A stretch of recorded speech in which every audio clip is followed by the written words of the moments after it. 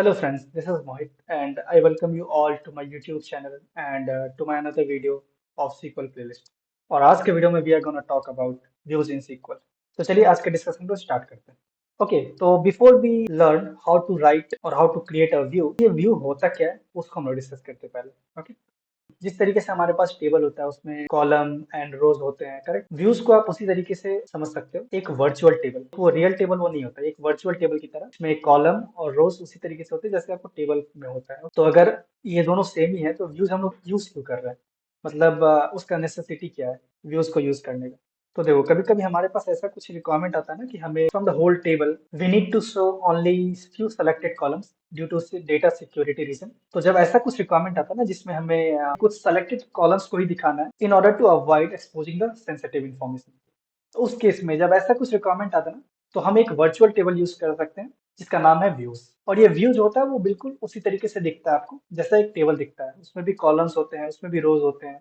But अगर आपको special case, जब आपको डेटा सिक्योरिटी की वजह से कुछ स्पेशल रिक्वायरमेंट आता है कि मुझे नहीं, मुझे out of 10 column we need only this 6 columns from this table, वो 4 कॉलम हमें नहीं चाहिए क्योंकि उसमें सेंसिटिव इंफॉर्मेशन है, like means some personal mail ID और सम इम्पोर्टेंट इन्फॉर्मेशन जिसको हम एक्सपोज नहीं करना चाह रहे हैं उस डेटा को. तो जब भी कुछ उस टेबल का यूज आएगा तो हम क्या करेंगे, हम उस टेबल को ना देके हम वो व्यू को देंगे यूजर्स को, और वो यूजर्स वो व्यू को यूज करेंगे टू क्वेरी और टू एनालाइज द डेटा. तो बस इन शॉर्ट इसका यूज यही है. तो इसका एडवांटेज ये है कि हम लोग डेटा सिक्योर कर सकते हैं इस केस में बाय क्रिएटिंग वर्चुअल टेबल और बाय क्रिएटिंग व्यूज. बट इसके कुछ डिसएडवांटेज भी हैं. फॉर एग्जांपल, आप कॉम्प्लेक्स क्वेरीज जब आप यूज करेंगे in order to create views, then it can slow down your means it can impact the performance. तो हमें इन दोनों के बीच कुछ ट्रेड ऑफ करना होता है. मीन्स हमें क्या चाहिए, हमें कौन सा प्रायोरिटी चाहिए, डेटा चाहिए या परफॉर्मेंस चाहिए, उसके बेसिस पे हमें व्यूज को क्रिएट करना है, यानी वो डिसीजन हम लोग ले सकते हैं. ओके, तो ये रहा हमारा necessity to use the views in SQL. अब इसको क्रिएट कैसे करते हैं वो देखते हैं. तो हमारे पास दो टेबल अवेलेबल है, पहला है कस्टमर, दूसरा है ऑर्डर. तो मैं उसको पहले सेलेक्ट कर लेता हूँ. Select star from, I am sorry, not customer, it's employee. Employee, और यहाँ पे मैं लिख दूंगा ऑर्डर्स. इसको मैं सेलेक्ट करता हूँ. अब हमारा रिक्वायरमेंट ये है कि हमें वैसे ही एम्प्लॉय का इन्फॉर्मेशन चाहिए जिसने कुछ परचेज किया हो. और परचेज इन द सेंस कि जो भी एम्प्लॉय हमारा कुछ परचेज किया होगा उसका इन्फॉर्मेशन हमें ऑर्डर टेबल से मिल जाएगा. And this employee ID in employee table is basically a foreign key, क्योंकि आप यहाँ पे देख लो, यहाँ पे भी एम्प्लॉय आईडी यूज हुआ है, यहाँ पे भी एम्प्लॉय आईडी यूज हुआ है. ओके, तो आप इसको लुकअप कर सकते हो, इस एम्प्लॉय आईडी को लुकअप कर सकते हो in order table in order to get the detail of employee who has purchase something. Okay, तो हमें रिक्वायरमेंट ऐसा है कि हमें व्यू क्रिएट करना है. उस व्यू में क्या इन्फॉर्मेशन होना चाहिए, उस व्यू में हमारे पास होना चाहिए एम्प्लॉय आईडी, एम्प्लॉय नेम, और वो कितने अमाउंट का परचेज किया हुआ है. ये 3 कॉलम हमें चाहिए. ओके, सबसे पहले हम क्वेरी क्रिएट करते हैं in order to get the result. तो जैसा रिक्वायरमेंट है उसके अकॉर्डिंग आप लोग को ये पता चल गया कि हमें यहाँ पे इनर जॉइन यूज करना है, करेक्ट. तो मैं क्या करता हूँ, सेलेक्ट स्टार फ्रॉम, अभी के लिए स्टार लेते हैं. Select star from employ alias name e, inner join, orders o, on.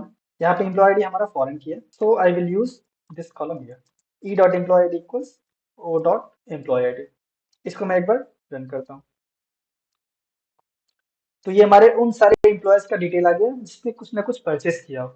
In other words if I से, जिसका इन्फॉर्मेशन हमारे पास ऑर्डर टेबल में अवेलेबल हो. अब हमें रिक्वायर्ड कॉलम क्या क्या चाहिए था, हमें चाहिए था employee ID, employee name and amount. Okay, तो एम्प्लॉय आईडी कहाँ से ले सकते हैं हम लोग, दोनों में से किसी टेबल से ले सकते हैं, एम्प्लॉय से भी ऑर्डर से भी. Okay, so we will take it from employee, e dot employ ID, then we need employee name, e dot employee name, then we need amount, कितने अमाउंट का उसने परचेज किया, और अमाउंट कौन से टेबल में, ऑर्डर, सो ओ डॉट अमाउंट. ओके, ये 3 column को सेलेक्ट करते हैं. तो ये हमारा इन्फॉर्मेशन आ गया जो हमें चाहिए था कि कौन सा ऐसा एम्प्लॉय है जो कुछ ना कुछ परचेस किया. तो इसका इन्फॉर्मेशन हमारा यहाँ पे आ गया. बेसिकली इस इन्फॉर्मेशन को लेके हमें एक व्यू क्रिएट करना है. अब देखो, यहाँ पे अगर मैं आउटर वर्ल्ड को, अगर मैं ये दो टेबल दे दूं एम्प्लॉय एंड ऑर्डर्स, तो वो क्या हो जाएगा, एम्प्लॉय में हमारे पास फॉर एग्जाम्पल ये एक सेंसिटिव कॉलम है सैलरी, मुझे इसको एक्सपोज नहीं करना है. बट ये अगर मैं ये टेबल पूरा दे दूंगा तो ये सैलरी कॉलम एक्सपोज हो जाएगा. तो इसीलिए according to the requirement we just need these 3 columns, employee ID, employee name and उसने कितने अमाउंट का परचेज किया है. उसके अलावा मुझे और कोई कॉलम नहीं चाहिए. और इसको एंड यूजर यूज करेंगे टू एनालाइज समथिंग और to get some information from it. Okay, तो इसके लिए मुझे इस क्वेरी को यूज करना है in order to create a view. View create करने के लिए हमेशा आप याद रखना इस तरीके से लिखते हैं, क्रिएट और रिप्लेस। यहाँ पे सेंस अभी कोई हमारे पास व्यू अवेलेबल नहीं है, बट अगर मान लो आपके पास ऑलरेडी कोई व्यू क्रिएट किया हुआ है तो आप और रिप्लेस करोगे तो वो अपडेटेड क्वेरी से वो रिप्लेस हो जाएगा। ओके, तो क्रिएट और रिप्लेस व्यू, उसके बाद आपको देना होता है व्यू नेम, ऑर्डर इन्फो, ये एक व्यू नेम है, ठीक है। उसके बाद लास्ट में हम लोग देते हैं एज। ओके, तो ये एक रिजल्ट सेट क्रिएट किया जिसका मुझे इस तरीके से कुछ टेबल दिख रहा है। अब ये एक वर्चुअल टेबल बन जाएगा with the name of this one, जिसको हम लोग व्यू बोलते हैं। ओके, और इस व्यू को हम लोग फर्दर यूज कर सकते हैं। तो इससे क्या हुआ कि हमने क्वेरी भी क्रिएट कर लिया, इन्फॉर्मेशन जो चाहिए था वो भी ले लिया, और सेंसिटिव इन्फॉर्मेशन को एक्सपोज भी नहीं किया। जैसे फॉर एग्जांपल एम्प्लॉय टेबल में सैलरी एक इन्फॉर्मेशन ऐसा था जो सेंसिटिव था, उसको मैंने एक्सपोज नहीं किया। ओके, अब मैं इसको रन करता हूँ।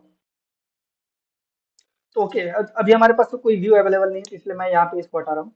तो इसको रन करते हैं। ओके, ये देखो हमारा व्यू क्रिएट हो गया।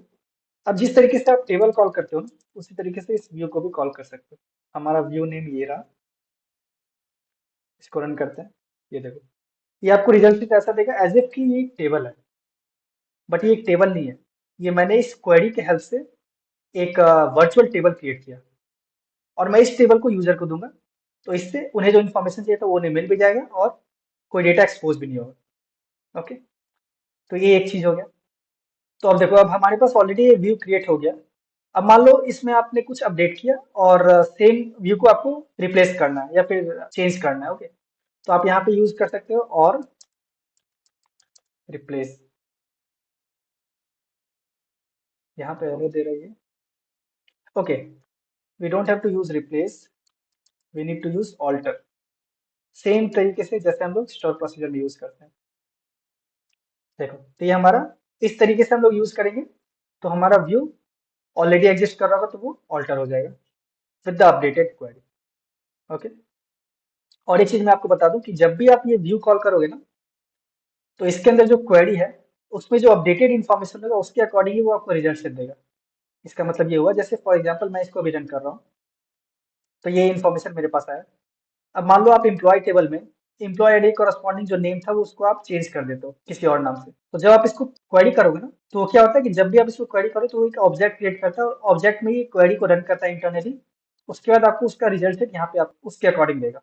तो यहाँ पे रिजल्ट सेट आपका अपडेटेड बनाएगा। ओके, अब एक इसका डिसएडवांटेज भी होता है कि जैसे फॉर एग्जांपल ये क्वेरी आपने बहुत ही कॉम्प्लेक्स क्वेरी लिखा हुआ है। ओके, उस केस में परफॉर्मेंस इश्यू हो सकता है, थोड़ा परफॉर्मेंस डिग्रेड हो सकता है। ओके, तो आपको थोड़ा ट्रेड ऑफ करना पड़ेगा, आपको बेसिकली डेटा सिक्योरिटी को प्रायोरिटी देना है या फिर परफॉर्मेंस को प्रायोरिटी देना है, उसके बेसिस पे आप इसको यूज कर सकते हो। ओके, तो ये रहा हमारा व्यूज, इस तरीके से हम लोग क्रिएट और इसको यूज कर सकते हैं। जैसे आप व्यूज क्रिएट करोगे ना, तो यहाँ पे देखो एक्सप्लोरर में चेक करोगे, इसको रिफ्रेश करोगे। ओके, ये वाला एम्प्लॉय ऑर्डर इन्फो, ये हमने व्यू इस नाम से क्रिएट किया, तो व्यू क्रिएट हो गया। ओके, तो चलिए आज के वीडियो में इतना ही। अगर आपको मेरा वीडियो पसंद आए देन प्लीज लाइक इट, और अपने फ्रेंड्स के साथ शेयर करो ताकि वो लोग भी इस इंपॉर्टेंट कॉन्सेप्ट का बेनिफिट ले सकें। और अगर आपने हमारे चैनल को सब्सक्राइब नहीं किया है देन प्लीज सब्सक्राइब इट, ताकि नेक्स्ट टाइम जब मैं इस तरह के इंपॉर्टेंट कॉन्सेप्ट पर वीडियो अपलोड करूँ तो आपको उसका नोटिफिकेशन मिल जाए और आप मिनिमम टाइम में मैक्सिमम गेन कर पाए। Okay, that's it. चलिए आज के वीडियो में इतना ही, मिलते हैं अपने अगले वीडियो में एक नए कॉन्सेप्ट के साथ। Till then, take care and good bye.